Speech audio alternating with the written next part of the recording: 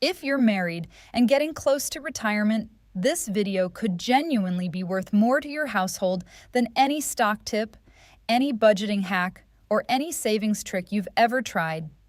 Today, we're breaking down 3 Social Security strategies made specifically for married couples, the exact sequencing higher earners and lower earners should use, how to coordinate your filing ages as one household instead of 2 separate decisions, and the one overlooked rule that decides how much income the surviving spouse is left with for the rest of their life. Stick around until the end, because we'll also walk through a real side-by-side example showing exactly how much 2 identical couples can end up with just by making this decision in a different order. Quick note before we dive in, this video is for general education only.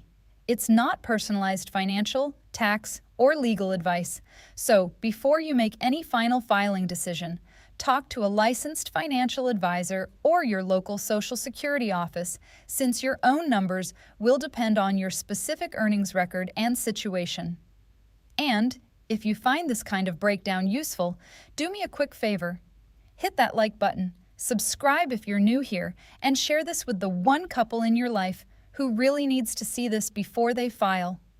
It genuinely helps this channel keep making videos like this one. All right, let's get into it.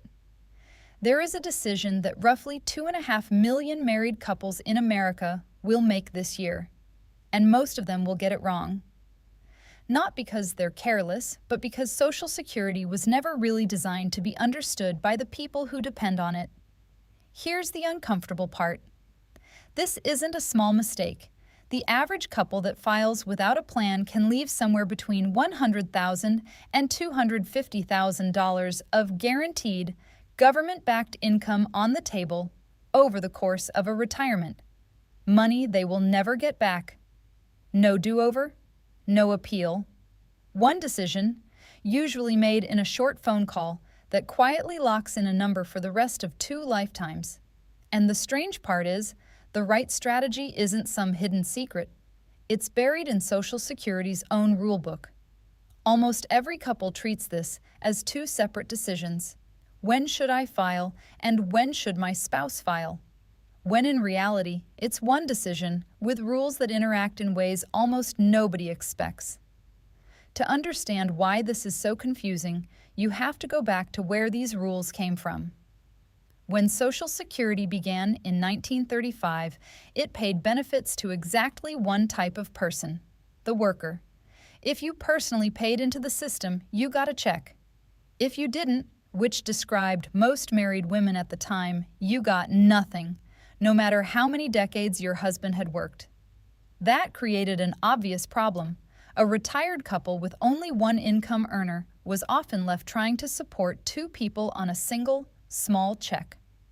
So, in 1939, Congress rewrote the rules and added something new: a benefit for the spouse of a retired worker, and a survivor benefit if that worker died first. Overnight, Social Security stopped being a program for individual workers and became a program built around the household. That single decision from 1939 is the reason this video exists. The rules were built for one kind of family, and today's families, 2 incomes, later marriages, sometimes a real age gap between spouses, are trying to fit into a rule book that's now nearly 90 years old. Here's the myth almost every couple believes walking into retirement: that they each simply file for their own benefit whenever they personally feel ready. It sounds reasonable, but it's actually the most expensive assumption in retirement planning, because Social Security isn't giving you 2 individual decisions. It's giving you one household decision with 3 parts stacked on top of each other. Your own retirement benefit, based on your own earnings record. A spousal benefit worth up to 50% of your spouse's benefit at their full retirement age, but only unlockable once your spouse has actually filed. And a survivor benefit worth up to 100% of whichever spouse had the larger check, but only if that spouse waited long enough to build it up. These 3 don't work independently. Delaying one spouse's filing can permanently increase what the other spouse or their eventual widow or widower receives for the rest of their life. Before the three strategies, you need two numbers in your head. The first is your full retirement age, the age at which you get 100% of your benefit with no reduction and no bonus. For most people retiring today, born in 1960 or later, that age is 67. The second number is 8%. For every year you delay claiming past your full retirement age, up to age 70, your benefit grows by roughly 8%, guaranteed for life. Claim at 62 instead, and your check is locked in around 30% lower than your full retirement age amount. Wait the full years to 70, and it's roughly 24% higher. There's no investment anywhere that offers a guaranteed 8% annual return with zero market risk. That's what delaying Social Security actually is. In 2026, a worker who delays to age 70 with a strong earnings history can receive over $5,000 a month. But to even reach a full benefit at all, you need at least 10 years of work, 40 credits on your record. Without that, you can't claim on your own earnings only as a spouse. The first strategy is the one almost every advisor starts with. Let the higher earning spouse delay all the way to 70, while the lower earning spouse files earlier, sometimes as early as 62, to bring household income in the door while the bigger check keeps growing in the background. Why does the order matter so much? Because of a rule most couples have never heard of, called deemed filing. For anyone turning 62 in the last several years, you can no longer file for just a spousal benefit while letting your own benefit keep growing. That old loophole was closed back in 2015. Today, the moment you file, Social Security automatically compares your own benefit and your spousal benefit and pays you the larger of the two. But the spousal benefit can only be unlocked once the higher earner has actually filed, which is exactly why sequencing is the whole strategy. Get the order right, and specialists estimate it can be worth 6 figures in additional lifetime income for the right household. The trade-off is that the higher earner goes without a check for up to 8 years, which has to be bridged with savings, part-time work, or the other spouse's income. And if either of you is still working while collecting early, be careful. In 2026, if you claim before full retirement age and earn more than roughly $24,000 a year, Social Security withholds $1 for every $2 you earn above that limit. It comes back to you later, but claiming early while still working full-time often produces almost no extra net income. The second strategy is less about one's specific age and more about a mindset shift. Stop optimizing 2 individual benefits and start optimizing one household income stream. Most married couples make this decision independently, each spouse just picking their own date, and that alone leaves tens of thousands of dollars on the table for the average household. Coordinating means modeling your combined income under several different filing combinations together, factoring in any age gap between you, factoring in health and family longevity on both sides, and honestly deciding together whether Social Security is your foundation income or simply supplemental money on top of a well-funded portfolio.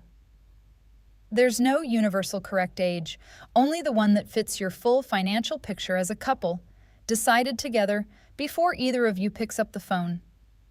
The third strategy is the one people skip, and it's usually the most expensive mistake on this list. When one spouse passes away, the surviving spouse doesn't keep both checks. They keep the larger of the two, and the smaller one disappears completely, forever. If the higher earner claimed early to get money sooner and later passes away, the surviving spouse is stuck with that smaller, permanently reduced amount for the rest of their own life too, sometimes for decades. But if that same higher earner had delayed to 70, the survivor inherits 100% of that larger amount instead. Picture a benefit of $3,000 a month at full retirement age. Claimed at 62, it settles around $2,100 a month for life. Delayed to 70, it grows to around $3,700 a month for life. Now picture that spouse passing away. In one version, the survivor is left with $2,100 a month for the rest of their life. In the other, they're left with $3,700. Multiply that gap by 10, 20, sometimes 30 remaining years, and a single early claiming decision can quietly cost a household hundreds of thousands of dollars kakaway, paid for by the person left behind. This is exactly why an age gap between spouses matters so much. The younger spouse is statistically going to spend more years as a survivor, which means protecting the size of that eventual check may be the single most important number in this entire decision. One more thing worth knowing before you file: Social Security isn't always tax-free. Depending on your other retirement income, up to 85% of your benefit can be subject to federal income tax. And your annual check also adjusts every year for inflation through a cost of living increase, whether you've claimed yet or not. So picture two couples with identical lifetime earnings. The first couple claims as soon as they're eligible at 62 because it's their money and they want it now. Years later, the higher earner passes away first, and the survivor's income drops overnight to a single, already reduced check for what could be another 20 years of retirement. The second couple does it differently. The lower earner claims early to help cover expenses, while the higher earner deliberately waits until 70, using savings and that first check to bridge the gap. When that spouse eventually passes away, the survivor doesn't lose income. They inherit the maximized check for life.